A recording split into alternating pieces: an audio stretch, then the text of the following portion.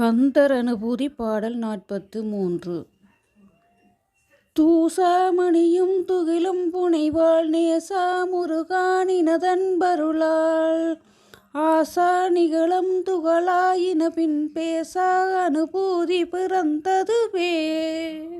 தூசு ஆம் மணியும் தூய்மையான இரத்தின மணிகளும் துகிலும் புனைவாள் ஆடைகளும் அணிகின்ற வள்ளி பிராட்டியாரின் நேசா காதலனே முருகா முருகப்பெருமானே நினது அன்பு அருளால் நீ காட்டிய அன்புடன் கூடிய அருளினால் ஆசா நிகழம் ஆசையாகிய விலங்கு துகளாயின பின் தூள் தூளாக பொடியான பின் பேசா அனுபூதி பிறந்ததுவே. மௌன நிலையுடன் கூடிய அனுபூதி நிலை எனக்கு கிடைத்தது.